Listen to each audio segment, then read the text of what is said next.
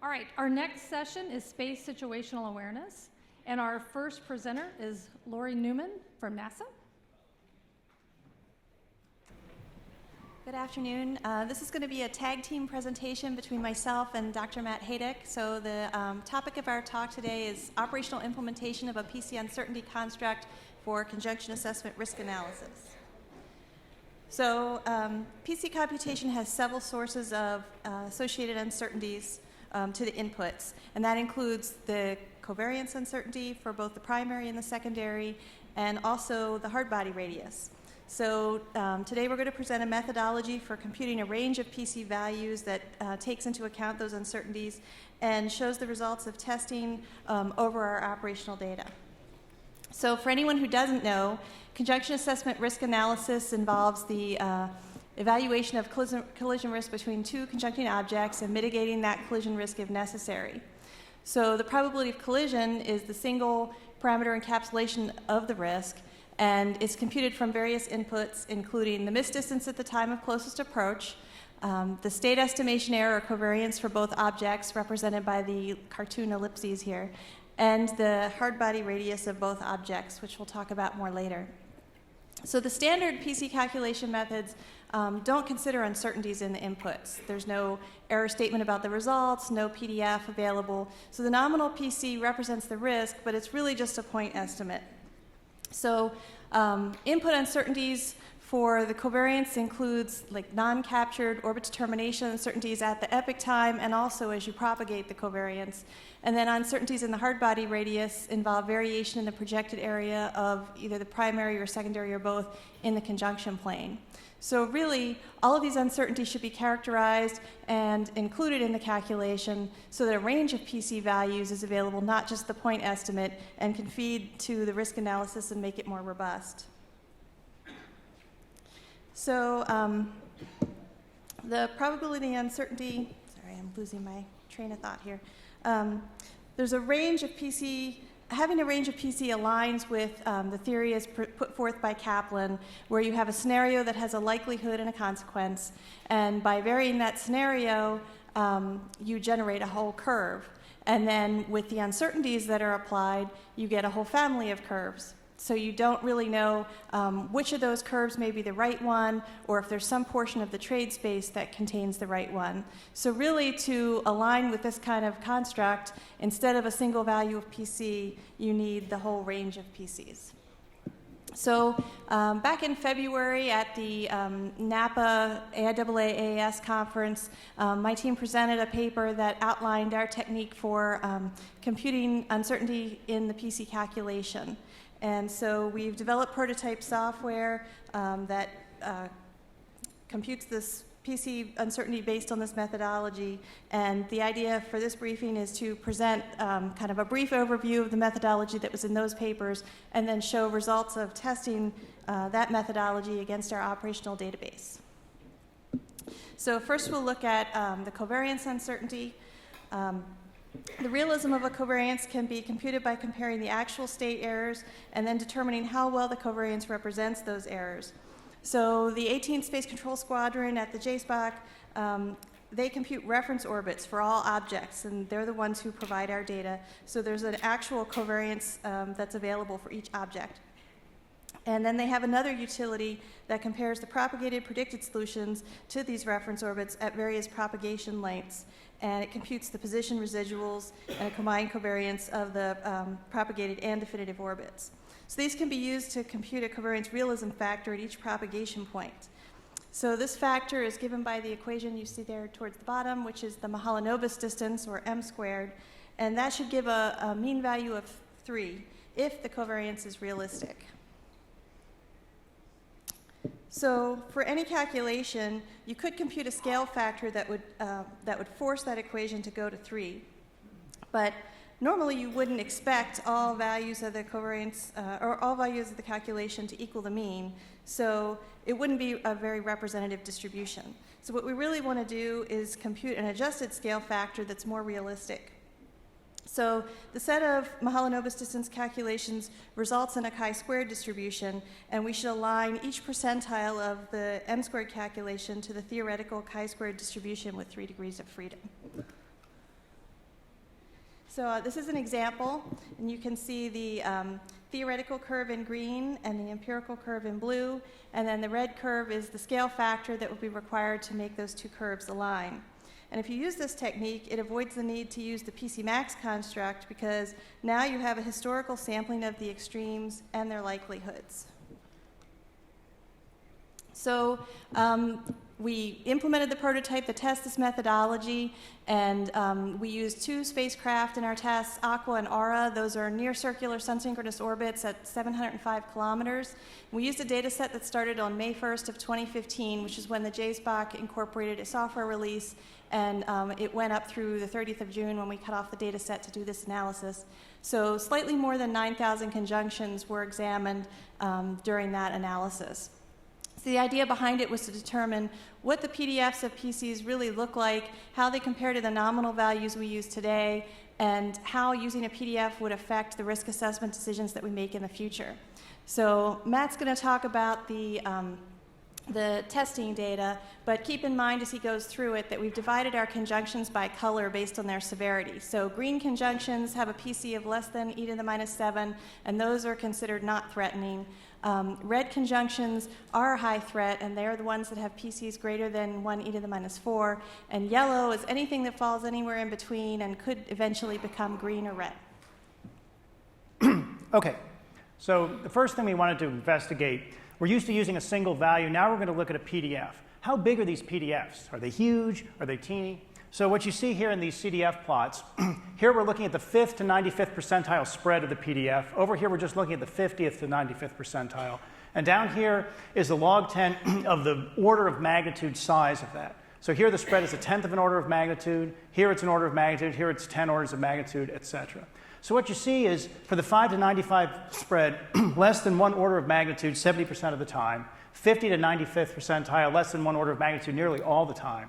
The red performance, this is for yellows, is very similar, so I don't show those charts separately. What that means is the PDFs are actually pretty compact, which means they're operationally useful. If they spread orders and orders and orders of magnitude, we wouldn't really know what to do with them, but they're fairly tight, so we can go forward knowing that we're working with something that's bounded. The second thing we wanted to know is, again, we're used to using a single value. Now we're going to have a PDF, this whole range of values. Where does that single value fall typically within the whole PDF?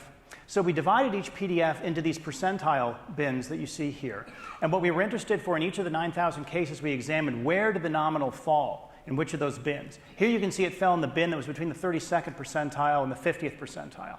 If the nominal were always perfectly centered on the PDF, it would be at the 50th percentile every time. We wanted to see where it actually fell. Also, because there may be biases in the system, it's quite possible for the nominal to be totally above or totally below the PDF. We wanted to see how often that happened as well. So here's the result from that, and you'll see a number of charts like this. Each of these is one of those bins that we showed on the previous chart, and each of the little bars is some number of days to the time of closest approach for the conjunction. And what you see for this particular situation, it's yellow events. Look, 50% of the updates are below the 5th percentile of the PDF, and 25 to 30% of the updates are above the 95th percentile of the PDF. So with a large number of cases, the PDF shows a higher probability of collision than the single value did, but for a significant number, it also shows a significantly lower value than the single value did. So this shows you the importance of considering the entire PDF. It's not like the nominal value is centered nicely on the PDF. A lot of times the PDF is totally above or totally below that value. All the more reason to look at the PDF. And this is it for yellows. Here it is for red events, and you see the same kind of bifurcation, where there's a kind of emptying out in the middle. 2 days to TCA, 75 of the PC nominals are below the 32nd percentile. That's all this down here. So considering the covariance uncertainty here tends to increase the PC value for red events, not something we care about so much. If it's already a red event, the fact that it's redder doesn't really affect us because it's still within the same color bin. But again, 20 to 25% of the situations put the nominal entirely below the PDF. These are situations where we were really worried, but it was a false alarm. Looking at it this way, it's really a yellow event. So like with the yellow events here, we see that considering the uncertainty and the covariance is important because the influence is not in a single direction. But really, what are we interested in? We're interested in whether event colors change because that changes our process. So how often does that happen? Here we're looking at green events. And what we're going to do is we're going to compare that single value we used to use to this entire PDF that we now have. But we've got to assign a color to the whole range of PDF. The only way we can do that is pick a percentile point. So here we're going to compare the nominal to the 50th percentile. Here we're going to compare the nominal to the 95th percentile. This is the more conservative approach over here.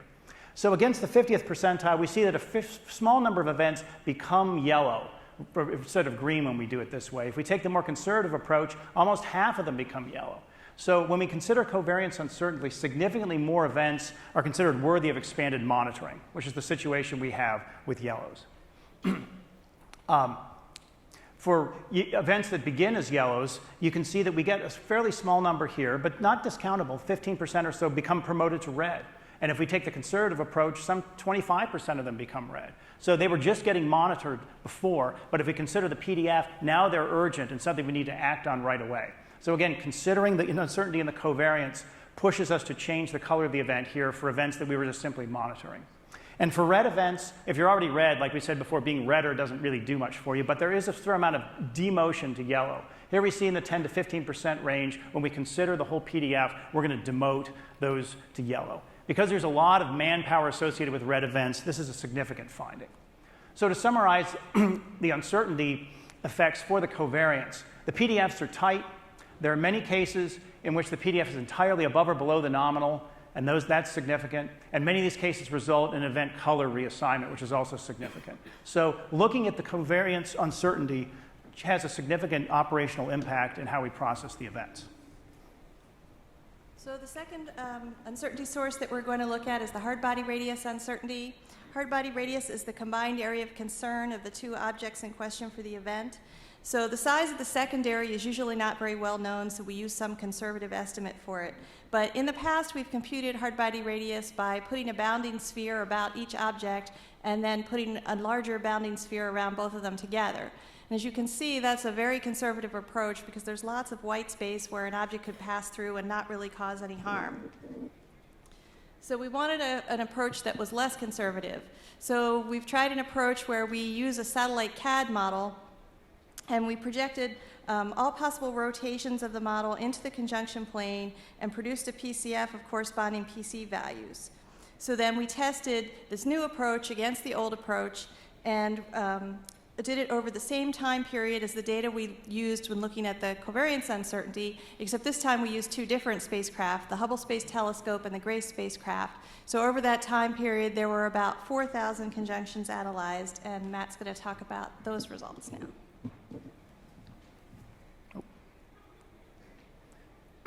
Okay, so here we see in this particular plot the nominal PC, the single value that we had before we made this change, and then the new PC that we calculate if we change the hard body radius to be more representative of the satellite's actual size.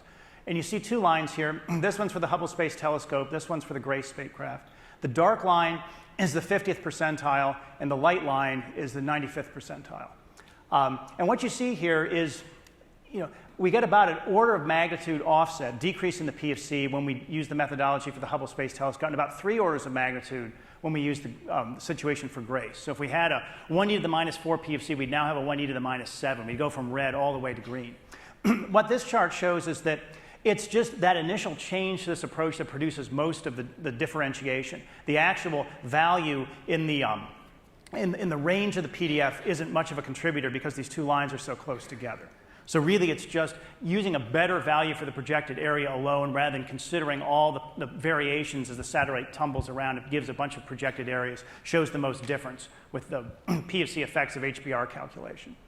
And then if you want to look in terms of change of color designation, if we use the 50th percentile projected area, we get about 41% of the yellow events become green. 100% of the red events become yellow. If we use the 95th percentile, the most conservative projected area, again, it's 35% and 91. It seems to us that a reasonable operational implementation would be to use the largest projected area value, because really here the big change is not between these two lines, but between both and the 100% value, which isn't shown on the chart. So again, the variation in HBR isn't so important. It's choosing the right HBR from the beginning that's most important. So in terms of overall conclusions, both error sources taken individually can result in significant operational changes to the probability of collision and therefore how we would rank this event and how we choose to mitigate it. For covariance uncertainty, about 20% of the yellow events become red, and about 10% of the red events can become yellow. Those don't seem like really big numbers, but 1 out of 5 and 1 out of 10, considering all of the windup that's involved in adjudicating a red event, these are actually significant operationally.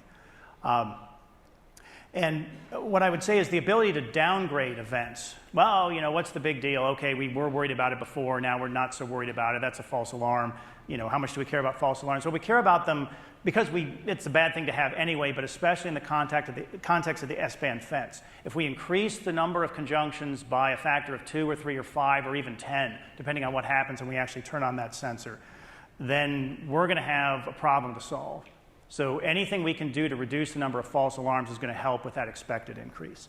And so at the NASA CARE project, we're moving forward with an operational implementation of these techniques. It's been in prototype for some time. It's under analysis, and we expect sometime later this fall will be part of our regular operational cadence. And if we go to the final slide, this is what it might actually look like for an operator. What they're used to seeing now, which we don't even need graphs or anything else, here's their one number they would have.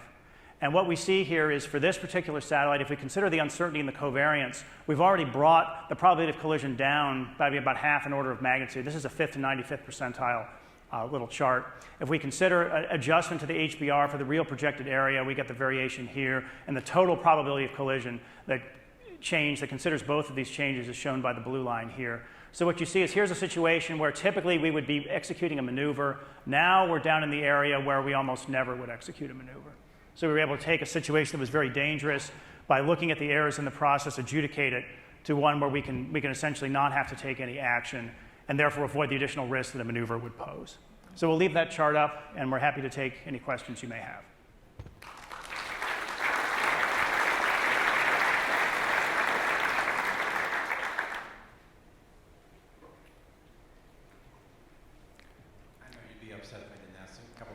We've already talked about this, so I'll just keep it 2 simple questions. Would you say that the covariance, if that was Gaussian distributed, then you wouldn't get those results? So you're really looking at the non-Gaussian distribution, non-zero mean Gaussian distribution because they're so lopsided. I couldn't hear the beginning of your question, but I guess here what we're really looking at is what set of scale factors, adjusted scale factors, as Lori explained, we could expect actually underlie the uncertainty in that covariance. So if you're getting at, well, does that mean that the real uncertainty volume might be a non-Gaussian distribution, and this is really a proxy for that? I would say that is possible, but then there'd have to be some way to estimate what that distribution actually is, and the current OD process doesn't give us the tools for that. Well, you could come up with one scale factor which represent your mean if everything was Gaussian distributed. And the second part, I agree with your R-party radius, but that was always kind of our safety valve. So you're really taking away our last little bit of conservatism. I agree. If you really get down to it, you want to look at that projector there. I mean, it's in Cham's textbook for the space station and things like that. Well, I guess my response to that is I think the best thing we can do is get all the conservatism out of the calculation and apply it at the end of the calculation, rather than say, well, we're going to use a bigger hard body radius for conservatism, and then we're maybe going to play with the scale factors of the covariance to get the PC a little higher because that might be more appropriate for conservatism, and then we do something else for conservatism. We've got all this conservatism buried in all these calculations. We don't know how much is there. My recommendation is to take all of that out and then change the threshold at which you'll do something. If you really want to be conservative, get the conservatism out of the equation, but instead of mitigating at 10 to the minus 4, mitigate down here at 5e to the minus 5. That, it seems to me, is the right way to be conservative, because then the decision maker decides how much conservatism to add, not buried within the calculation where it's not visible. Yes? So my question is, if you haven't already, how do you go about validating that these are actually accurate? Well, I mean, it's always a problem in trying to estimate low probability events to do that, because you don't get very many collisions. So really what you're forced to do, it seems, is examine the rectitude of the process that produces your result, and then based on an understanding of the algorithms, decide that it is representative. Here I can say that this set of adjusted scale factors is something that's produced and run operationally every day, and therefore you have years of data that fold into that. So the data set seems to be robust. The reference orbits already have the inherent error in the reference orbit included in them, and that's fed back into the covariance. So that's not a high-hanging curveball for error accumulation. And then by looking at the actual algorithm that's pursued, all those things taken together, build confidence in the solution. But I agree, your point is well taken. In the end, we don't get a very favorable validation laydown because we're trying to predict things that happen only 1 out of 100,000 times. So we've reached our time limit, so we'll take the rest of the questions offline.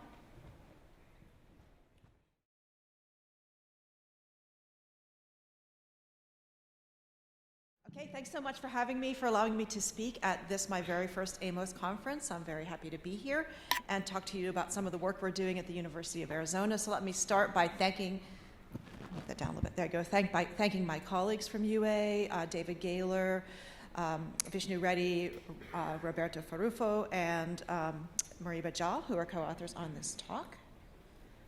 So I don't think there's a need in this audience to explain or to sort of drive home the reason and the challenges for the reason for doing SSA research and the challenges in trying to observe and manage and track all of the objects, the resident space objects that are out in space right now.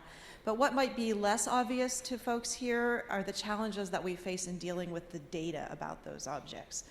If what we heard earlier today is true, in that we will soon be able to regularly track objects as small as 5 or even 1 centimeter, that means that the population of objects that we're tracking is going to grow by several orders of magnitude.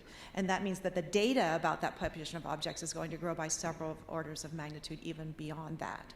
And so dealing with challenges in how to manage big data, how to store it, how to organize it, how to find it, how to fuse different sources of data is the kind of research that I've been doing for a number of years in life sciences, and that's what got me involved in the Space Object Behavioral Sciences program at the University of Arizona.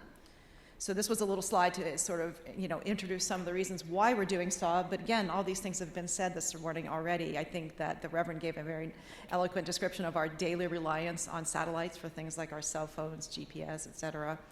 And of course, the population of space debris is growing, and so the threats that are there are becoming more challenging.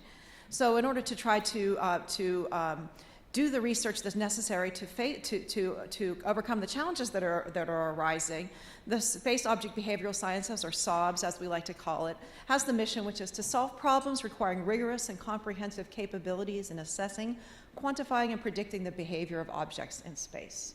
So that's a pretty broad mission, but it has we have a number of objectives of which we're trying to fulfill to achieve this mission. And the one that I'm really working on has to do with creating a shared scientific and technological infrastructure. So I come into this because I've been working on a shared scientific and technological research infrastructure for the past 4 years or so, and it's something called Cyverse, which I'm surprised to learn a number of people in this room have already heard of. Cyverse is a large infrastructure that's been supported by the National Science Foundation. It was originally funded to solve grand challenges in plant science, and that's why we were originally called iPlant Collaborative. However, once we built this infrastructure, we realized that it was useful well beyond plant sciences.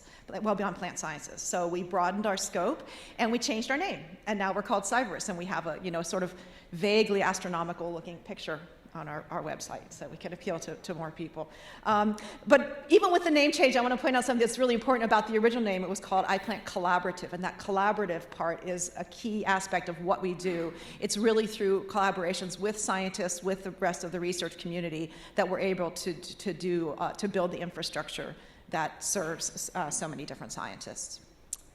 So this is a quick sort of diagram overview of what Cyverse architecture looks like. This is what we call our layer cake. And so you can see that we start with some foundational services here, hardware services for data storage, cloud computing, high performance computing, et cetera.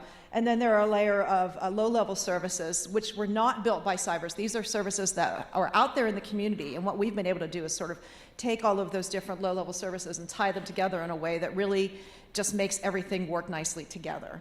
Then we have a number of user-facing services, products like our discovery environment, et cetera. We like to think of Cyverse as the Lego building blocks of cyber infrastructure.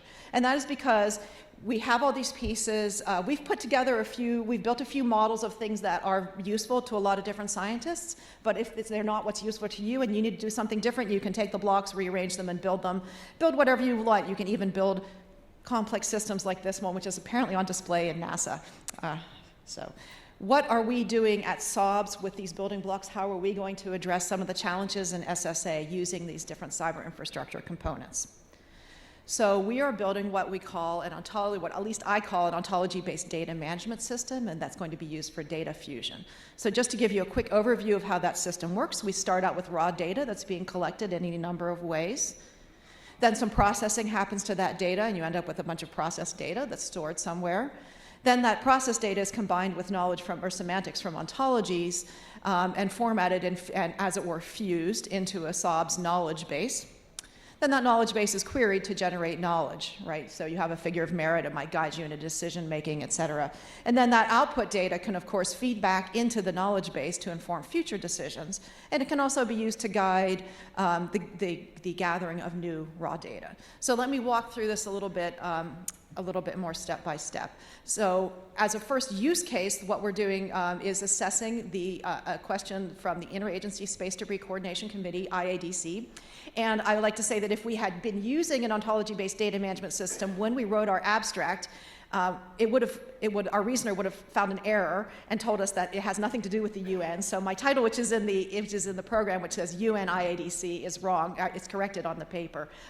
The International Agency for Space Debris Coordination, Interagency Space Debris Coordination Committee is not associated with the United Nations, but it is, in fact, an international agency composed of governing government bodies who are really concerned with policies and decision making about having to deal with challenges due to space debris. And here are some of the member organizations of the IADC. So the IADC in 2007 issued some guidelines on how to mitigate the accumulation of debris in space. These cover things like mission planning, spacecraft design, and spacecraft operation. And for operation, that includes guidelines on post-mission disposal, and it's particularly focused on LEO and GEO, which are sort of the high-value locations in near-Earth space. So we, for our use case, in trying to build this prototype decision system, data management system, wanted to have a very focused use case, so we focused particularly on disposal, post-mission disposal within GEO. And so this is the wording directly from the IADC guidelines, that spacecraft that have terminated their mission should be maneuvered far enough away from GEO so as not to cause interference with spacecraft or orbital stage still in geostationary orbit. And these are the actual criteria by which you can read yourself. So this is not the full guideline, but this is the part that has to do with hard data, with basically these astrophysics measurements. And so we said, well, we should be able to determine this and assess whether or not a spacecraft is in compliance with these guidelines. So the proof of concept OBDMS, or ontology-based data management system that we're building, has a few key components.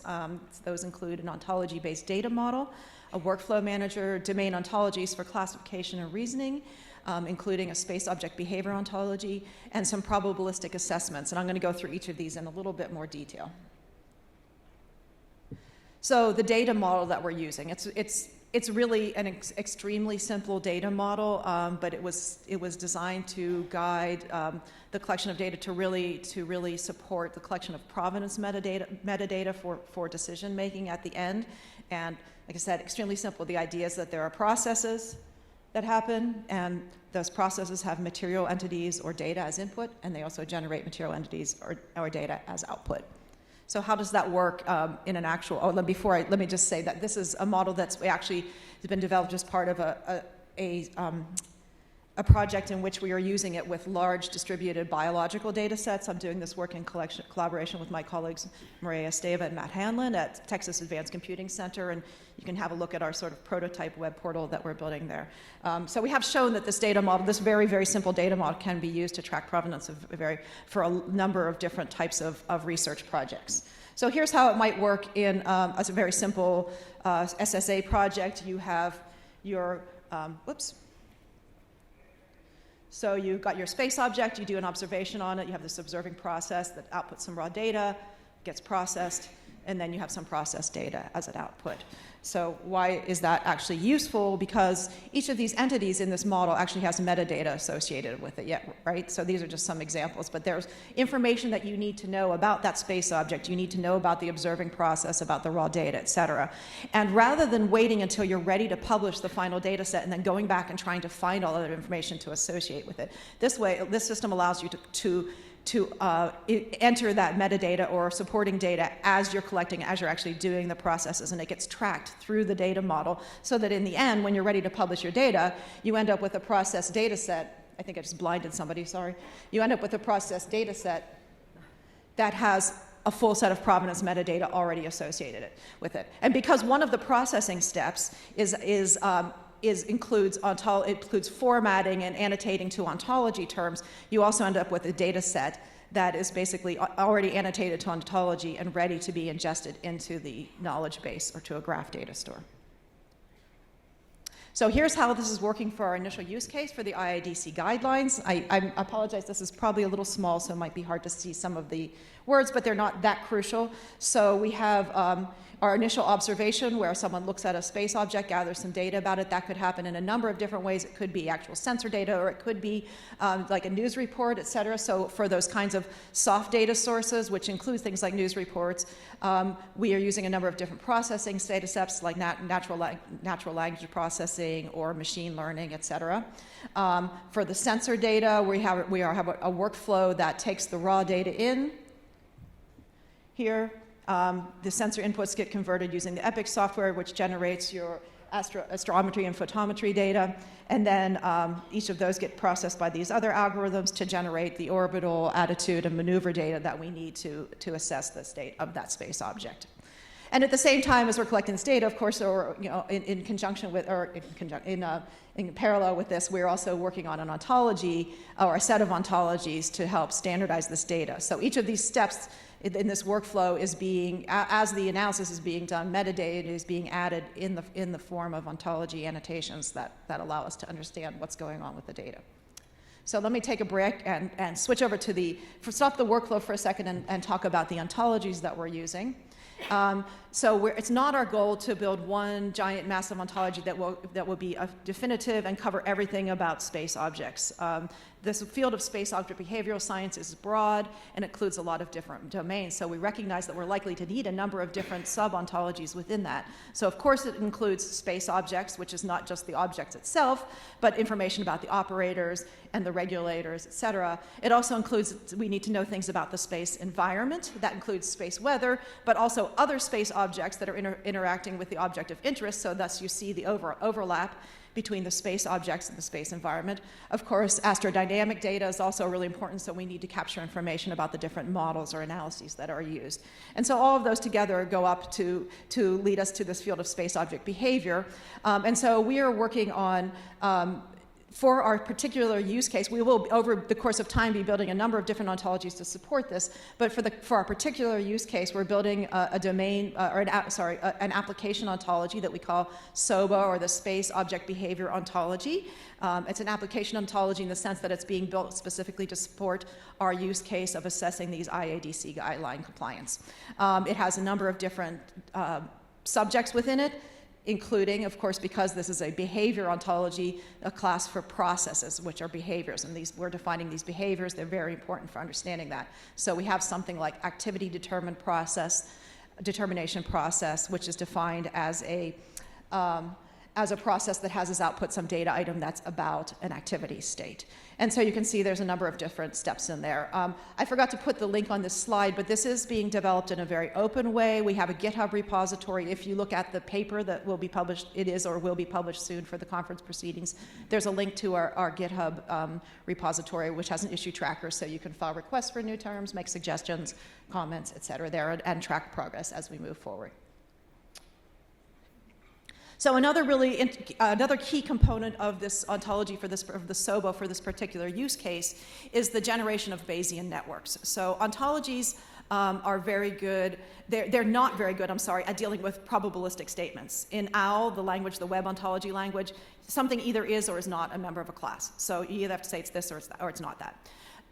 But we all know that, including some of the talk that we just saw, we actually have PDFs that describe whether or not something is likely to be in a particular state or position or whatever. And so how can we do that? So what we are doing is using methods that were developed earlier but have not been very widely applied yet to use the ontology to automatically generate Bayesian networks. So we include a number of classes, such as what you see here, things like a class which would be whether or not something is IADC geo-compliant, means it's compliant with the guidelines to remove from geo at the end of its lifetime. And these are different factors that might be affecting that compliance that build through this network. And then each of these classes in the ontology will have properties associated with it that describe its weights and its prior probability distribution.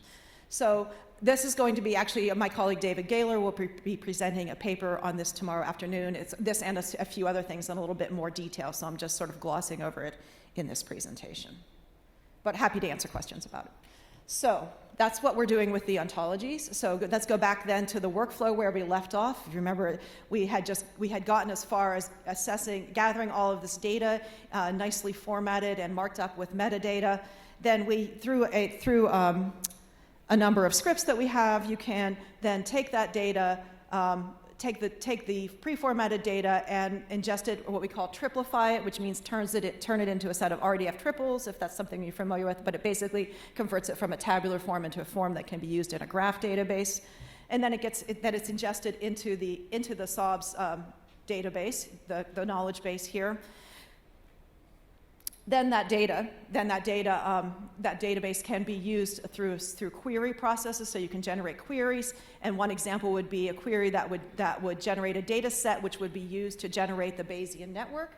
And then you have a Bayesian network analysis which outputs your figure of merit, which in this case, this object is or is not in compliance with the IADC guidelines. So the way it works is basically from start to finish, from raw sensor data to the output. It's a not completely automated process, but a largely automated process that takes care of the fusion of multiple data sources, the tracking of that data, and the generation of the output data that you need.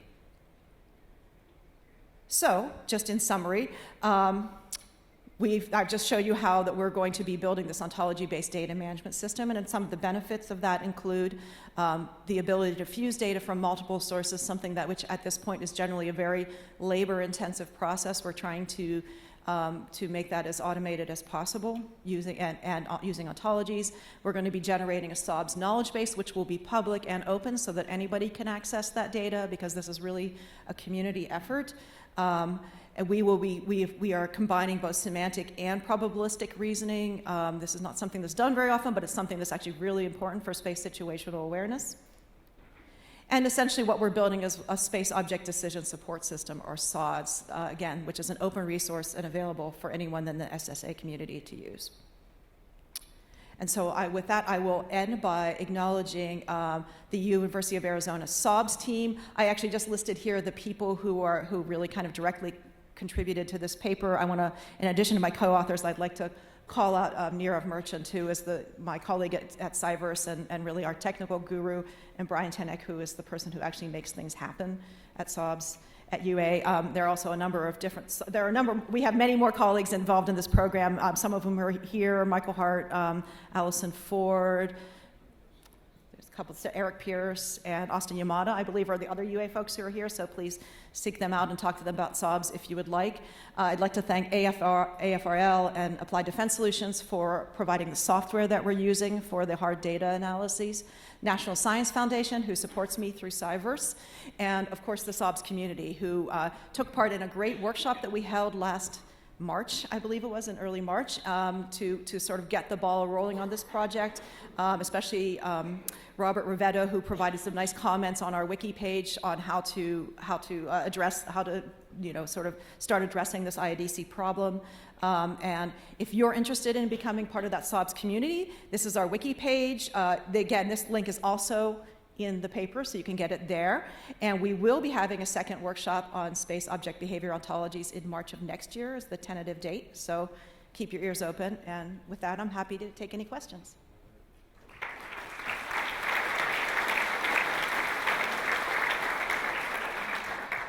Thank you. Do we have any questions? If not, I have a question. talk about language processing.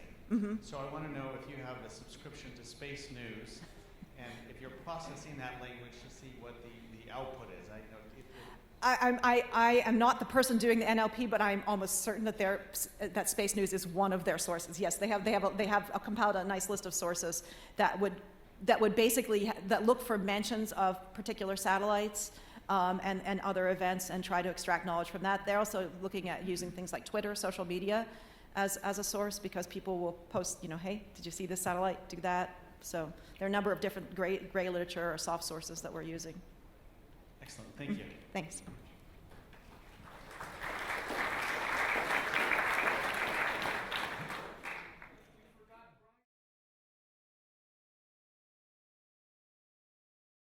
Good afternoon. Thanks, Dr. Williams, for the introduction, and thanks to the conference organizers for the invite to come speak to you today. Also want to give a huge thanks to General Thompson and Mr. Lavero. I couldn't have possibly paid for a better introduction if I had tried. So you're probably going to hear some things from me today that you've already heard so far this morning, but I want to put them in context for how they apply to us at Vandenberg. So I know you're expecting a JSPOC overview today on SSA, but newsflash, SSA is not in the JSPOC anymore. So we're gonna cover that today, and I'm gonna pretty much blow up your agenda. So here's a quick overview. General Thompson introduced the 18th Space Control Squadron, so I'm gonna answer the obvious question, what the heck is that, today, and then we're gonna go through some process and data improvements that have occurred over the last year. So over the years, there has been a lot of potential speculation about where the data from spacetrack.org comes from. It comes from potentially various places in the Department of Defense, and over the last couple of years, people have finally settled in that it comes from the JSPOC. If you finally came to that conclusion, you were correct until about 22 July, when we stood up the 18th Space Control Squadron at Vandenberg. So now all of the SSA functions that the JSPOC performed are performed by the 18th Space Control Squadron. So this is the mission and vision statement.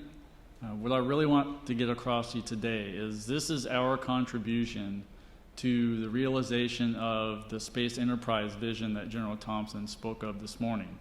So the idea that we need to start worrying about the contested aspect of the space domain and how do we get after solving that problem.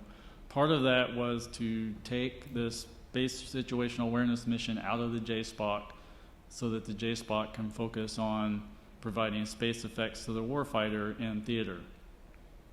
And so this is our squadron mission and vision that is contributing to the overall space enterprise vision. So like I mentioned, we're not in the JSPOC anymore. We are a squadron under the 21st Ops Group, which is under the 21st Space Wing, headquartered at Peterson Air Force Base.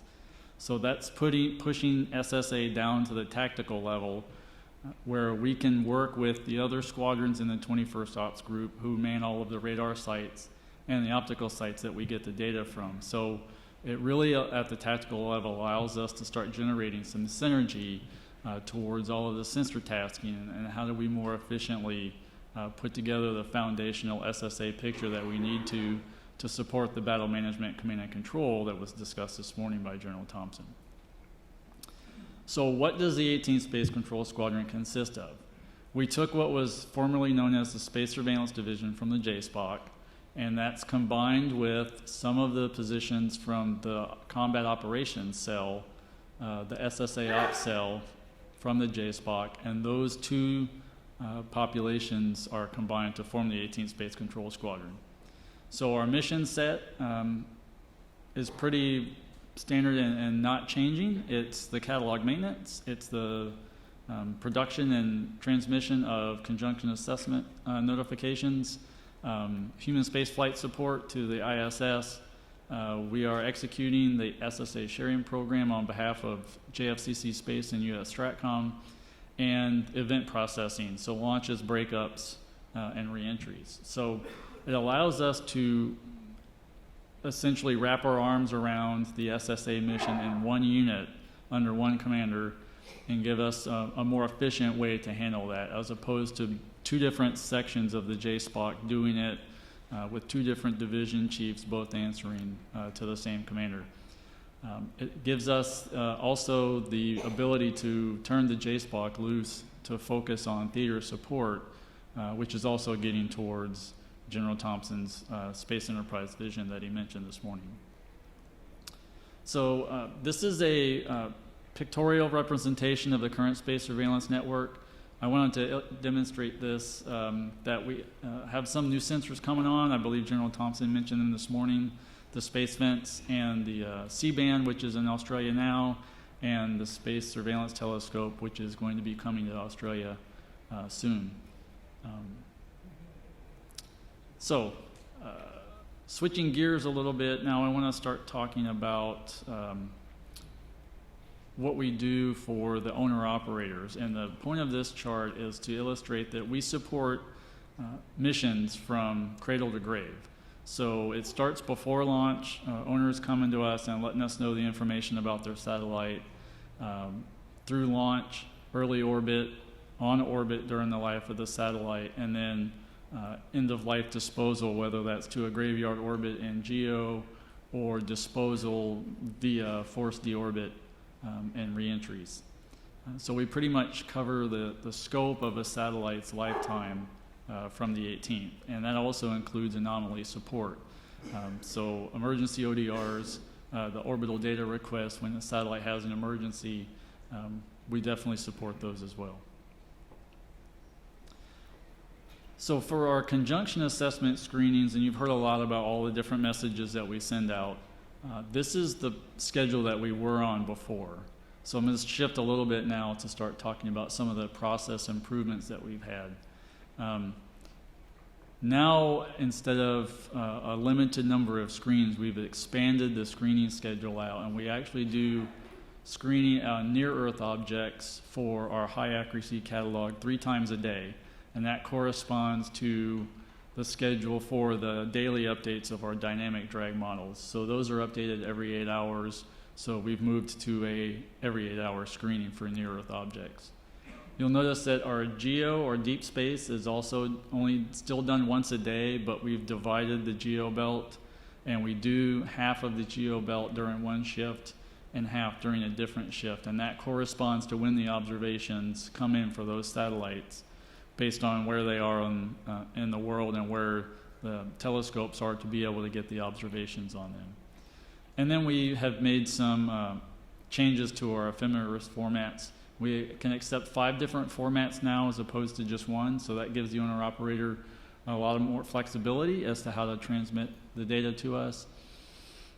We also can accept ephemeris with or without covariance, so that also gives the owner-operators a lot more flexibility.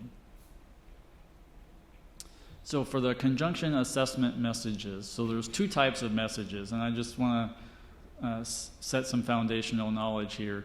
There's a conjunction data message, which gets sent out for every event within our CDM criteria. Those follow the CCSDS standard, and those are all posted to SpaceTrack. So you'll get an email if you operate a satellite that says you have a new CDM on SpaceTrack, and you can log in and get that. The difference between that and a conjunction approach notification is that the CAN is an emergency criteria event. That is specific to the 18th Space Control Squadron, and that's emailed directly to the satellite operator. So it's not an email that says you have a note on spacetrack.org. It's an emergency notification that meets what we've established as our emergency criteria and gets emailed directly to the operator. So as you heard this morning and throughout the day, we send a lot of messages out.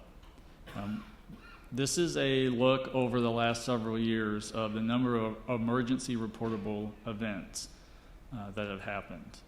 So the blue line is near Earth and the red line is deep space. And for near Earth, that's less than 1 kilometer overall missed distance, 200-meter radial missed distance in 3 days or less for the time of closest approach. And then for deep space, it's less than 5 kilometers overall missed distance or within 3 days.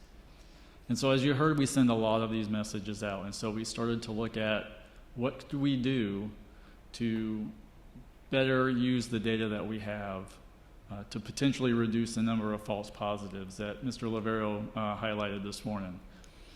And also look ahead towards the space fence, because as was mentioned previously, we're going to be getting a lot more data from the space fence, tracking a lot more objects, and there's going to be a lot more potential conjunctions. So how do we start to prep for that while improving what we're doing now? And just kind of as a side note, there was a discussion earlier about all of the potential collisions. When the space fence comes online and our awareness is much higher, I was talking to NASA Johnson, and one of the engineers asked me point blank, when the space fence comes on, are we ever going to be able to launch people in space again? So I thought very carefully about that, and I said, yes, you are probably going to have to adjust your risk assessment posture. So I think that's probably something to keep in mind, is that we need to know that we're already at risk for those objects now, and maybe factor that into your risk assessment. But we started looking into how to make an improvement. So as Laurie and Matt briefed during their presentation, probability of collision is a very common method for looking at this situation. So we took one quarter, first quarter of 2016, and we looked at all of the different CDMs that were sent out during that quarter, and we binned them by probability of collision. So as was mentioned earlier, general LEO day-to-day risk is 1 to the e to the minus 6, about 1 in 100,000. So we looked at that segment of the population, and then as Laurie mentioned, e to the minus 4 is a pretty standard red condition. So that narrowed it down from over 10,000 notifications to 500. And that told us that we were kind of zeroing in on where we needed to go with this. So our new near-Earth emergency criteria is time of closest approach less than 3 days, missed distance less than 1 kilometer, and a probability of collision greater than e to the minus 4. So we're trying to more realistically give the emergency notifications to potentially make them more actionable than what we have produced in the past. So I won't go into the gory details because thankfully Laurie and Matt went through most of the probability of collision stuff, but since this is a technical conference, there's my obligatory equation. I do want to point out a couple of things and reinforce. There is conservatism built into this. As Laurie and Matt mentioned, hard body radius is a place where you might add conservatism. So we do this for every active payload on orbit and for every other object on orbit, whether it's a rocket body or just a piece of debris. So we don't have the specific information on every single one of those objects to put their exact size in. So we bin everything by either payload, rocket body, or debris. And we pick a standard radius of exclusion for each of those classes. So obviously for a CubeSat that's an active payload, that's a pretty conservative estimate of a 5-meter bubble around it. But it might not be for something like a SATCOM satellite that's as large as a school bus. So we are going to work in the future to be able to input actual sizes. We need to get that information from the owner-operator. Obviously, we won't get that from every owner-operator because we track everything, but the more data we get, the better our products will be. The other place is the covariance. So in this particular method of probability of collision, only position covariance is included, and that's a combined covariance for both objects. And then at TCA, if the covariance is too small or too large, or the speed of the secondary relative to the primary is too small, then we don't bother calculating probability of collision for that. And those parameters are user settable in the system. So we have specific limits that we can go in and manually set for that. So the summary of that is, just like in the past when we didn't use probability of collisions, all of the data that we send out is for information. It's up to you as the operator or the SSA community to decide what to do with it. So we're never going to be directive in nature. I think it was mentioned this morning on the panel, you probably don't want the DoD to have regulatory authority to tell people what to do. So keep in mind that's still going to be true in this case, where we're going to produce the data and then it's up to the operator to decide how to action on it. So we also have added more fields in our CDMs, and you can see that listed there, and those are all listed in the Conjunction Data Message Blue Book. These are all, especially apogee, perigee, and inclination, those are all at time of TCA. And then we've also increased the data for the covariance, so we're including full 6x6 covariance for all CDMs now. So we also recently, through spacetrack.org, allowed owner-operators to send us maneuver notifications, whether they plan to do a maneuver or they're verifying that they did a maneuver. This is really, we're really excited about this at the 18th because this allows us to do a better job keeping an accurate catalog and giving more timely support and orbital updates to the customers. So that's really good. And then some of the upcoming initiatives we're looking at is ephemeris versus ephemeris screenings. We're going to look at the possibility of operator-provided ephemeris for secondaries and CDMs. We'll talk a little bit about this tomorrow, but we're still looking at bringing online the non-traditional data preprocessor to help us bring in SSA data from other sources besides the SSN that you saw on the chart. And then, as I mentioned, operator size for their satellites to give a more accurate probability of collision calculation. So with that, that's all I have, and I'll open it up for questions. I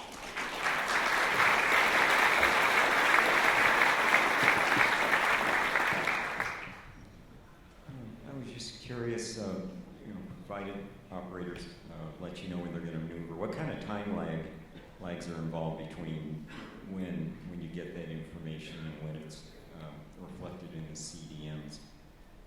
So I think I'll give you the standard engineering answer to every question is it depends. Depends on when you're going to maneuver. Depends on whether you want us to screen that maneuver ephemeris. It depends on whether the maneuver happened already or not. So it really kind of depends. I think the best way to qualify my answer is the sooner we get it before the maneuver happens, the better. When the S-band fence radar comes online, you're going to see more objects, but you'd also probably get better covariances. I mean, it's more accurate over UHF radar. Have you made a determination, is the net effect more conjunctions, or is it possibly less conjunctions, alerts? So I think it's probably fair to say that if we're tracking more objects, there's going to be more potential conjunction notifications, but it's really hard to say. The covariance is certainly something that I would expect would improve on some objects that will get more rapid observations on, and the location of the space fence will be a huge benefit too. We do very well tracking stuff as it comes over the U.S. because that's what, especially near Earth, because that's where our radars are. But it's going to be on the opposite side of the globe, so that's going to improve the overall solution for the orbit, and that will certainly contribute to reducing the number of conjunctions. How that reduction compares to the increase because of the number of objects is still to be determined. My technical question is, what is too small covariance, especially from this distance, is still smaller than the covariance? And my not so serious question, if we don't call you the J-spot, what do you want us to call you now? So 18th Space is our short version of the name 18th Space Control Squadron. That's the easy one. As far as the limits for too large or too small covariance, I don't have the numbers at my fingertips, but if you get with me later, I can get you the numbers. Last question. So those of us who lived through the dissolution of one space and creation of JSPOC, this is sort of a weird case of deja vu.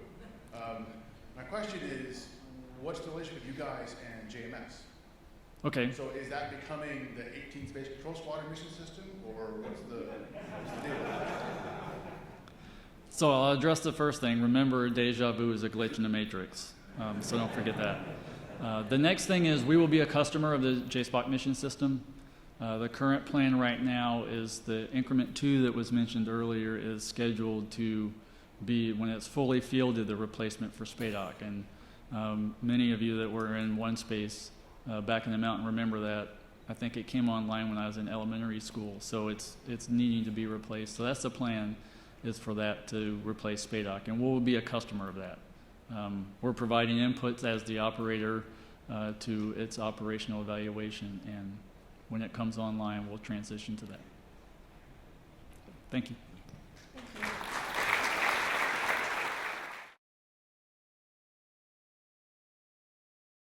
Thank you. Good afternoon, everyone, here at the conference. And for those of you who come from different time zones like myself, good morning, good evening, and good night as well.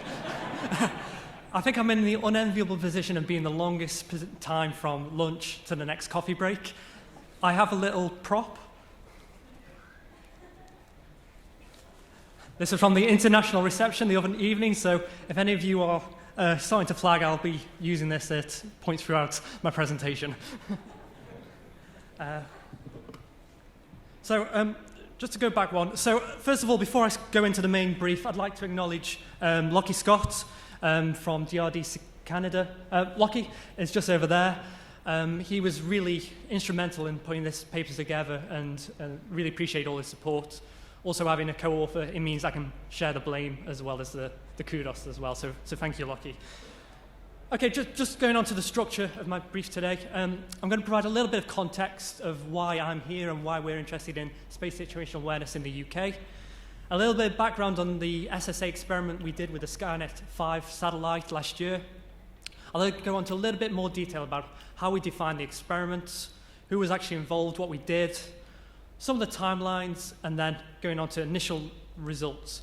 And really for today, I want to try and leave some time, and I want to try and touch on some of the lessons that we've identified of the challenges that we had and how we helped to try and mitigate some of those issues through this experiment that I think will be hopefully of interest to you all here today.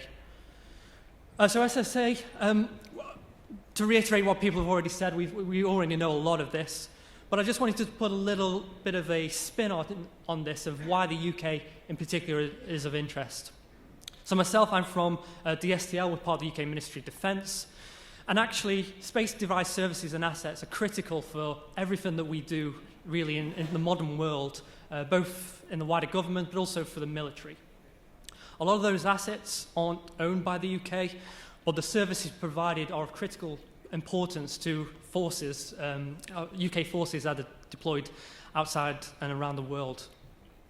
Of particular interest for us is the Skynet constellation that provides long-reach global communications to enable deployed forces into remote areas of operations to give us that deep strike capability. Furthermore, within the UK, we have had a long relationship and history of SSA through the collaboration with the US. We host a significant asset in the UK at RAF Fylingdales, which is a contributing sensor into the US SSN. And really that provides the backbone of a lot of the capabilities that we've had for SSA over the 60 plus years or so. But back in 2008, we actually established the Space Operations Center, which has got the logo up there in the top of the slide. That brought together elements of our missile warning function, along with the recognition of the need to do more for space situational awareness, into a single focal point hub within the UK located at High Wycombe. Really, that centre has continued to evolve, and within the UK, there is an increasing recognition of this importance of space, which is driving us forward in government to look at what are the challenges and what are the potential options from the space domain, whether that be the growth of the debris environment, congestion of specific orbits, and how can we actually assess the risk to those assets on which we are critically reliant. Really for us, we've made a big step forward in terms of we've now got a national space and security policy published in 2014. And last year within the Ministry of Defence, we had a space strategic security review, which actually put forward options to enhance our Space Operations Centre. And that's really sets the background for what we're doing here, here in DSTL. So just go quickly into target of opportunity that we had as part of the experiment. It was around February last year that, via our existing contacts with owner-operators in the UK, we became aware of the intention of Skynet to actually relocate one of their satellite assets from the Atlantic all the way over to the Asia-Pacific region, so 6 east all the way to 95.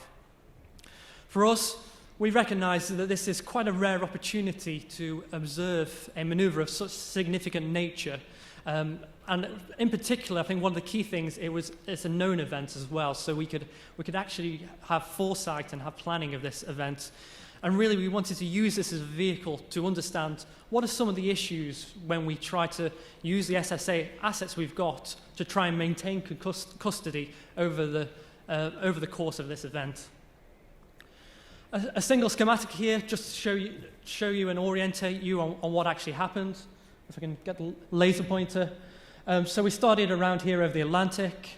There was basically a perigee and then a perigee drop and then a circularization to around 100 kilometers within the geobelt. It drifted around geo with a series of station-keeping maneuvers, and then finally did a transfer maneuver to put it back into its operational slot around 95 east. So we actually set up and defined an experiment within the UK. We called it the Skynet Observation Relocation Experiment, or SOAR. The aims you can read there, we wanted to understand how can we best use single and also multiple sensors for deep space, to identify the barriers to coordination, and that's really barriers that are both technical, political and procedural that really affect our ability to do things in a collaborative manner on SSA. We briefly heard this morning about CISPO from Doug Lavero and the initiative to combine the Five Eyes community together under CISPO. We actually use CISPO as a vehicle to reach out to our Five Eye nations to use this as an opportunity to use assets from within those nations to better understand how we can actually work together as a coalition. And really working more internally within the UK to enhance how we work within the government with the wider SSA community, both be that military, commercial operators, and also academia. So we set about setting up this experiment, and we looked out for sensors that were able to contribute to this maneuver. You can see the approximate maneuver here. So we had a set of ground-based assets in the UK, one here at Porton Down, which is a low-cost optical system, Hersmaso, which is a satellite laser ranger and EO acquisition. We also worked with academia, actually through the University of Warwick, which is with a SuperWAS system on La Palma, and also with a commercial entity, Starbrook, operated on Cyprus. With Canada, we worked with their space-based assets, Neosat and Sapphire, and we also discussed and worked with the US with their GEODs via the JSPOC and AFRL, and via DSTG with prototype assets over in Adelaide. Focusing specifically on the UK and the Canadian assets, because that really was the focus for some of the queuing work that we did, I'll go on to in a moment. We had a range of capabilities that actually provided complementary capabilities for this event.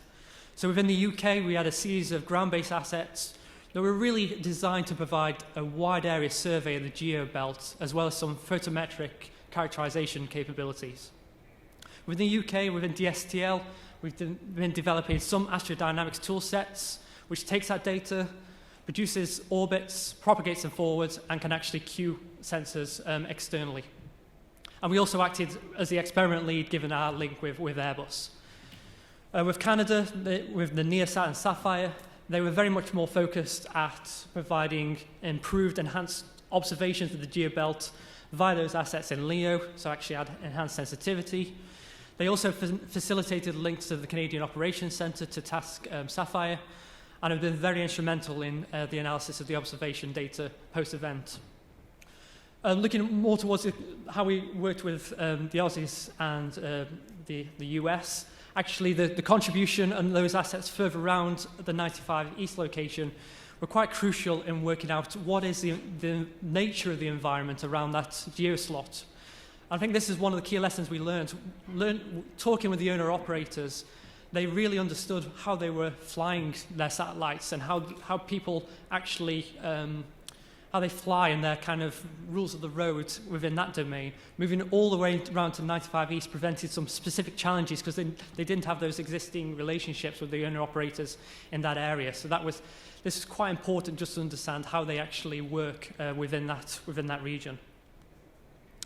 Look at the coordination. We basically had on the UK side, DSTL acting as a coordinating authority with Airbus, who would give us some advance notice of when events were happening so that we could better coordinate our sensors. And then we did tasking on the R&D sensors via DSTL into our own assets and into Hirschman. So going down onto the operational side, and this really highlights the link with the CSPO community, we worked with our UK SPOC to actually give them coordination and orbital data that was then able to provide tasking to the Starbrook sensor located here. On the Canadian side, we had a very strong link to coordinate and collaborate with data sharing with DRDC. That enabled tasking for the R&D sensor and NEOSAT, and a similar construct with the CAN-SPOC to task Sapphire. And this really worked quite well during the experiment. However, there were challenges, as you would expect. This was the first time we'd really done this. In particular, the use of research and development sensors. These are assets which aren't used continuously. They're more designed to give you short period of observations. They don't give you the 24/7 manning type capabilities that you get with the operational sensors. And when we add on to that the fact we were working across multiple time zones, that really complicated and gave us real challenges in terms of coordination. In terms of mitigation, we were able to do a significant amount of pre-planning. That was very much helped by the fact that the operational tempo of this within the geo domain was quite slow. It was happening over a period of several weeks rather than hours. And also with the ability to tap into our operational coordination sensors, they were able to give us that 24/7 that we in the R&D community weren't able to support. Lack of common IT, networks, standards and data format. I think that's something that's been coming up already in this conference as a key challenge, and others already talked to possible mitigations and how we may address that into the future. I think all I can do is reinforce that really was a challenge for us during this event. We did all this work at the unclassified level, and we utilized internet-based solutions via FTP and SharePoint to enable bulk sharing of data, and that worked quite well for the execution phase of this. And then on top of that, there was the uncertainty of the Skynet maneuvers. We knew they were going to be significant. We knew that once it started to move, it would quickly go out of the field of view of some of the steering sensors. To mitigate that, we actually made sure we had that very strong link with the owner-operator, such that if there were events that occurred that we weren't aware of, we could plan and mitigate for that. Go quickly on to some of the outcomes and lessons identified. I would say that this is very much work in progress, so these are initial results and we hope to be working on these in the future. First of all, I've got a little bit of a video clip, and I really have to tip my hat to Lockie here for putting this together. This will just give you an animation showing how Skynet was moving both before the maneuver and then during it. I think really what I want to kind of highlight here is just the number of active satellites and geoslots that we were transiting over that course of 2 months. That gave us great opportunities from an R&D perspective, looking at our sensors to understand issues associated with data association, particularly as we go past cluster objects, resolution of closely spaced objects, and how can we do tracking effectively as it actually maneuvers and also is doing some station keeping to keep within that 100 kilometer geo box. It's quite a long one even when you speed it up.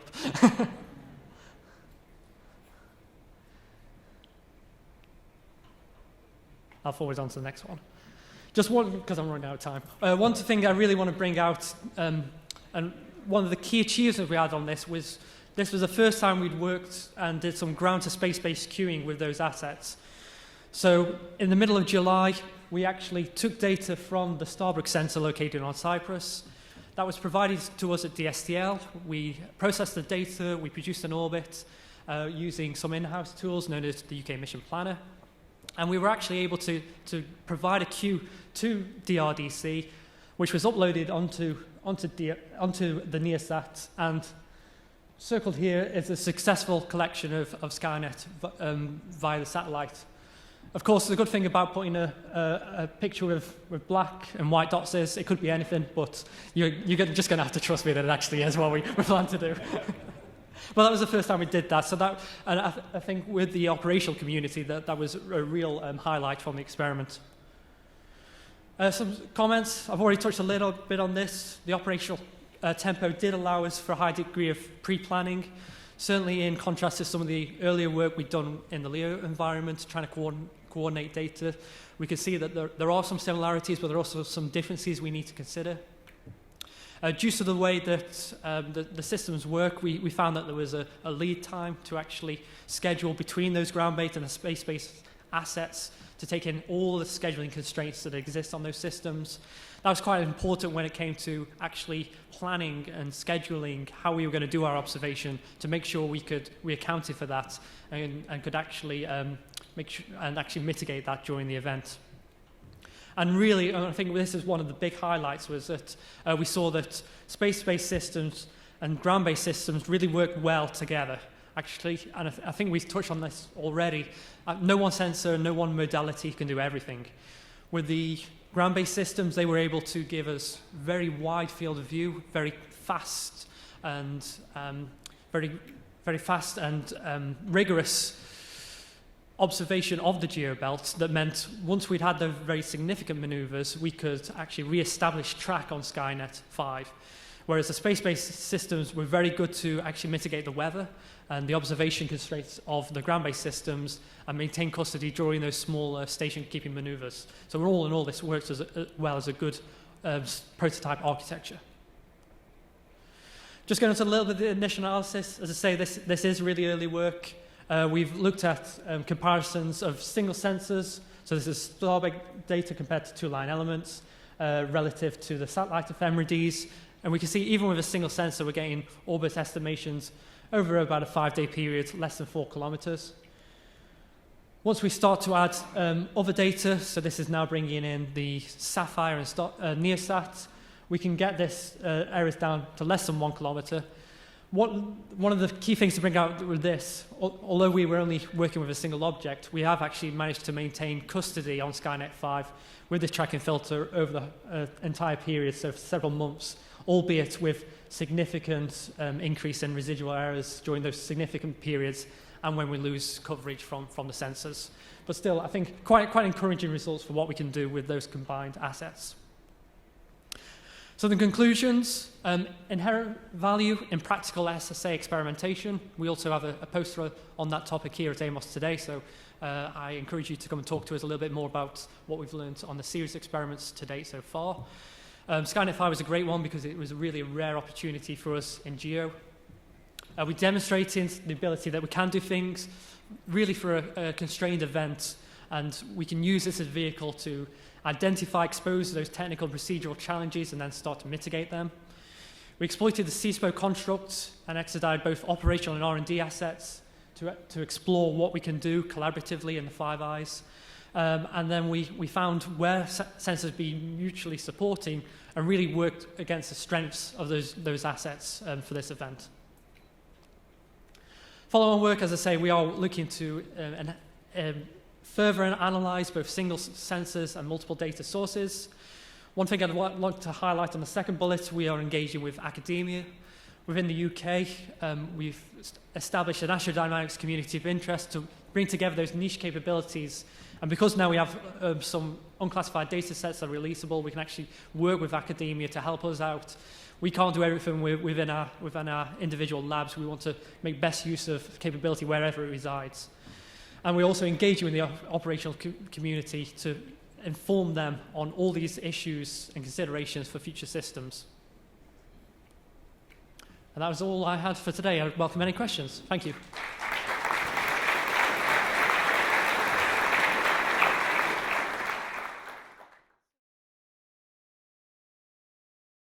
Hello there. Hi.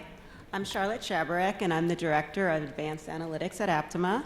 and I'm super excited to be here at my very first AMOS conference to talk to you about some exciting research that we're doing with Air Force Research Lab Space Vehicles Directorate. So I attend a lot of conferences, both as a speaker and as a participant sitting in the audience. So I know how hard it is to stay focused on a day-long back-to-back briefings. So I'm going to make your job a little bit easier by boiling down my entire 20-minute talk to 2 key bullets. So first off, we've developed technology that's able to correctly predict a satellite's future maneuvers. We're able to use that technology to detect deviations from expected maneuvers. Critically, we're able to do this in a timely manner.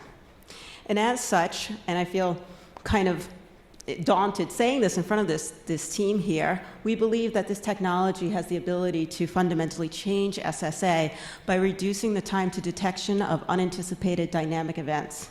So as I said, that's a very bold claim, but hopefully if you can stick around for the next 15 minutes or so, I'll go ahead and substantiate that. So this chart, space is crowded, completely redundant. Everybody who has stood on this podium today has had some variation of the axiom that we are in a congested and contested environment. As such, the risk of collisions and conjunctions has gone up. Fortunately, we do have SSA tradecraft to help with that. And our friend, Lieutenant Colonel Putnam, did an excellent job of outlining some of the advances in the analytic tradecraft in order to help with that scale to the increasing number of objects in space. I kind of want to add to the problem a little bit. I come from an indications and warnings perspective, and in that way, we're looking forward. We're looking to predict what's next. And as such, we're concerned in thinking about the increasing number of maneuverable objects. Because if an object is able to maneuver, you can't rely solely on orbital dynamics and physics-based models to predict where that is going to be in the future. There's the possibility that there's going to be an unanticipated maneuver, which will set it off orbit, and we'll put it in a place that you don't know where to look for it. Knowing where objects are at all times, current and present and future, is a very difficult challenge, but it's not one that's unique to the space situational awareness community. So I come from the geospatial intelligence community, GeoInt we call ourselves, and we're fighting the same fight. We are using different physics, different phenomenologies, different objects, but the challenges are shared. And as such, it seemed very obvious to me to repurpose some of the technologies that we've been developing GeoInt and try them out on SSA. So within GeoInt, we're moving away from thinking about objects in isolation. We're centering the analysis around the activity that that object is performing. So another way of thinking about this is we're not just focused on the where, we're focused on the what. And the reason for that is that by knowing what an object is doing, it almost entails the where question. So when activities, you can think of them as almost like a script. So if you know the activity that's being performed, it kind of constrains the locations that an object can be found at, as well as the events that that object would be performing. We call these sequences of events patterns of life. And I have a very simple activity illustrated up there. And it's almost similar to the one that Andrew just talked about. But imagine the simplest type of space activity might be a geo bird being at the end of its life and trying to get over to a disposal orbit. There's a certain sequence of events that you expect to see in order to execute that activity, and it's a temporal-based one as well. So if you see the burn happening to get out of the geo orbit into the transfer orbit, can you predict the future sequences of events to execute that activity? That's the ultimate goal of this research. We're not there yet, but we're taking baby steps in that direction. So coming from the land, sea, air space, we know that there's a tremendous amount of variability in how patterns of life are executed. They're very idiosyncratic to the object as well to the circumstances. I was very excited to learn that satellites' patterns of lives are actually highly constrained by physics, more so than what we see in the maritime and the land environments.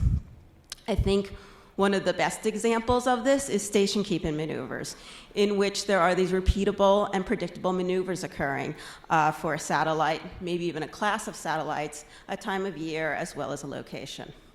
So that's the goal here, learn the patterns of life for an object. So our sponsors at the Air Force Research Labs provided us with some data and said, put your money where your mouth is and make it work. Something like that. So using astrometric data, we learned the patterns of life for the Galaxy 15 geo satellite over a multi-year period. The goal was not just to learn these patterns of life, but then to use them to predict where a satellite will most likely maneuver in the future, and critically, rapidly determine when there will be a deviation from a pattern of life. Remember, this is an I&W focused effort, so we want to know when things aren't behaving as you would expect.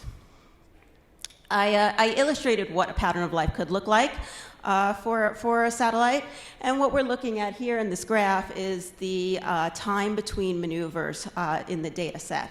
And what you see are kind of those regular repeating patterns in which it's performing its station-keeping maneuvers, which I've labeled the normal patterns of life.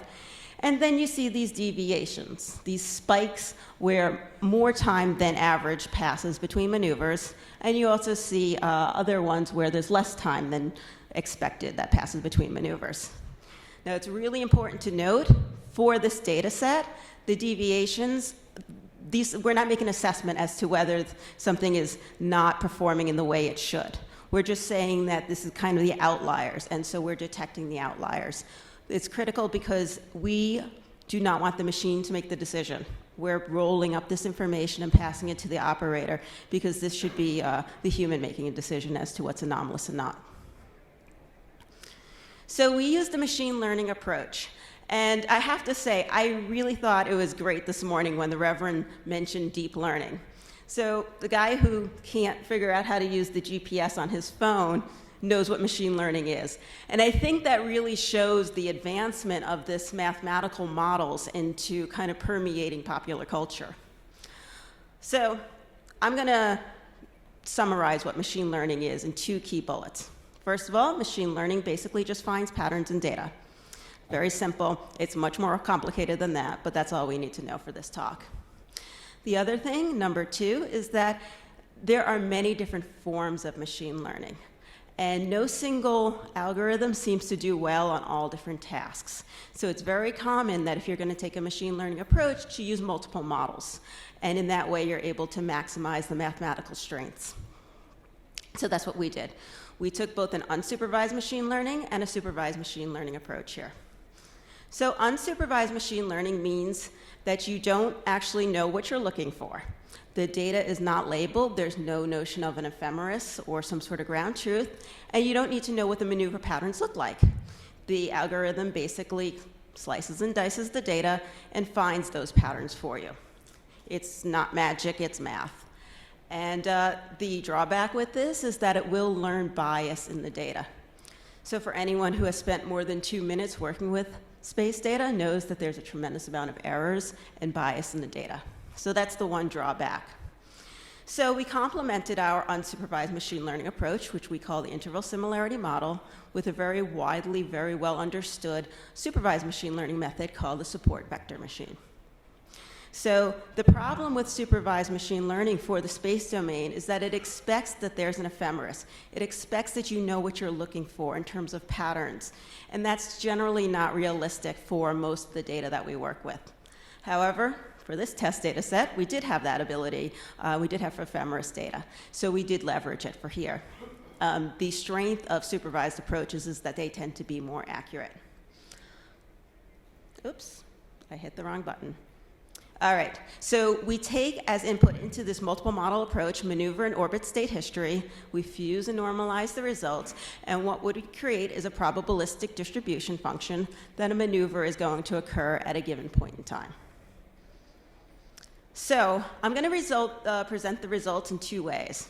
So again, we're trying to do 2 things here. We're trying to predict when the next maneuver will occur, and we're trying to detect deviations from normal behavior. So the first part of my results are on the prediction component. We use standard machine learning and classification metrics here, so precision and recall. Precision basically measures correctness. So out of the total number of predictions that the system makes, how many of those were correct?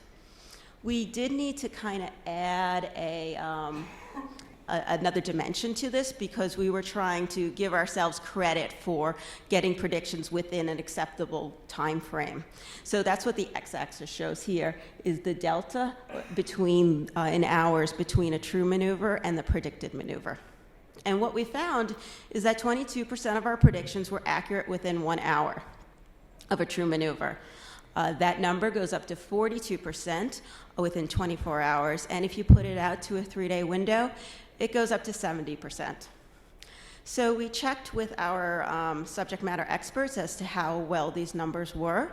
22% on the nose seems like a low number, but they were pleased with the results. So on the flip side of precision, which was correctness, we have recall, which is completeness. And recall measures out of the total number of true maneuvers, how many did we actually predict? And we found that we predicted 50% within 72 hours, which wasn't good. But there's a happy ending.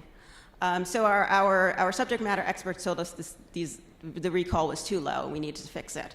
So what we did was we went back and started analyzing our results. And for each prediction, we make multiple, we rank our probabilities. So what we're looking at here in this graph are 3 high probability predictions that we made within a span of 48 hours. Now the red vertical line, which is a little bit hard to see, let me find this thing, right there, is the true maneuver. And so we actually did get the true maneuver correct, but it wasn't the most probable result. And so what we found is that happened quite frequently.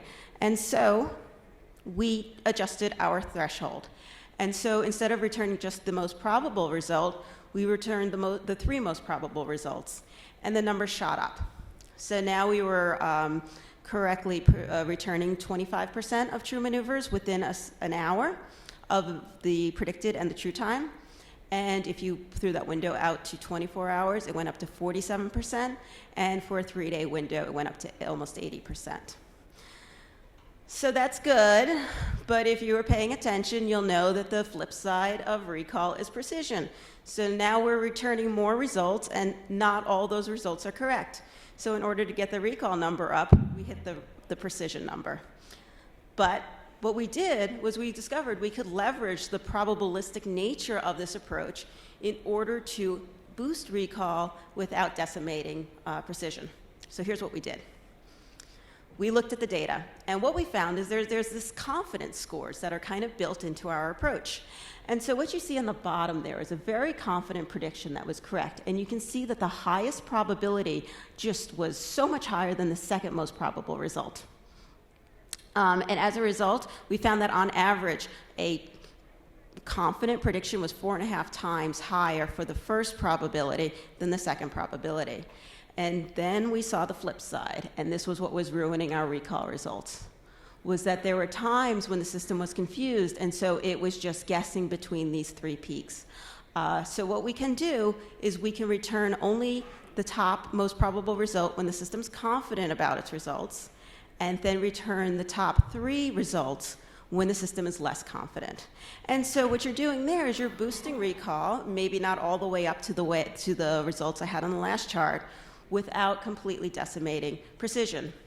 And what we effectively have here is a tunable system. So we can tune it to what the operator wants. So some operators have a high tolerance to false alarms, so we can give them more of the results. Some don't, and it's all tunable for their needs. So we talked about precision, we talked about recall. What we haven't talked about yet is timeliness. So on average, we correctly predicted maneuvers 8.5 days advance of a true maneuver. There were these outliers, though, and so this gets into the deviations, or what I have the slide called anomaly detection. So on average, in this data set, the Galaxy 15 maneuvered every 3.5 days. But there were definitely these outliers. And what you see here, oh, wrong button. That was supposed to be the laser. Okay, what you see here is 2 maneuvers happening within 24 hours. Again, the vertical red line represents a maneuver. And these happened, we predicted them correctly. The first maneuver was very high probability, and the second one was just kind of a little dip up. But here we captured that there was a deviation from your expected behavior, and that information can be rolled up into an alert that would be passed to the operator. Kind of on the opposite end here, in the middle and right-hand charts, you have a very long gap between maneuvers. And what you see is the system effectively, and to use a technical term, is going bananas, because it is so sure that there should be a maneuver. Again, I hit the wrong button. There should be a maneuver here, and the true maneuver doesn't happen until all the way out here. Again, that information can be rolled up into an alert and passed to the space operator for them to assess whether this is an anomalous behavior or not. So that's really the key takeaway, is that the human makes the decision as to how to process these results. All right, now to wrap, I want to bring it back to those 2 key points. We're able to correctly predict a satellite's future maneuvers on average 8.5 days in advance. We're able to have these knobs to tune precision and recall to really threshold and make sure that the results being returned match the needs of the operator.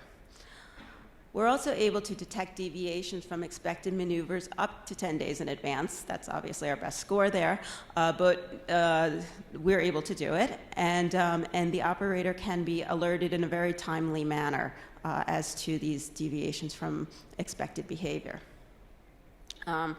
What we focused on previously was primarily an I&W task, which I think we will continue focusing on, but we do see the technology being extensible to other challenges within SSA, including UCT association and intelligent asset tasking. The ultimate goal is to bring it back to that, that active activity analysis type work that we've been doing in the GeoInt domain. We are looking to enter a new phase of this research in 2017, and we're looking to engage new partners. So here's my contact information. I'd love to get feedback from the space community on this approach.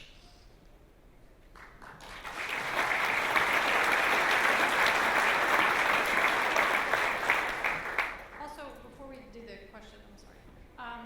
Please don't forget to evaluate this session on your AMOS app. The session chairs that get the most evaluations get a free spa day. So. Okay, Tom.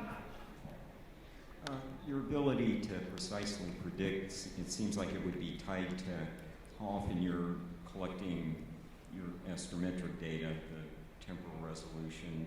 You didn't say anything about how often you're sampling something to know when a maneuver occurs and then be able to predict that. That's right. So on the data set that we presented on here, the details are in the paper. It was a data set that was provided by AFRL.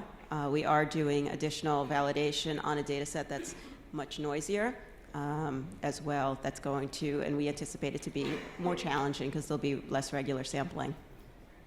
Okay, can I ask one? Okay, yeah, so now you're getting new propulsive technology such as electric propulsion, where you're getting constant thrust maneuvers, low thrust maneuvers to deorbit changing. And have you thought about how you could accommodate the pattern recognition approach when the maneuver is more ambiguous and harder to detect, takes longer to know it's happening?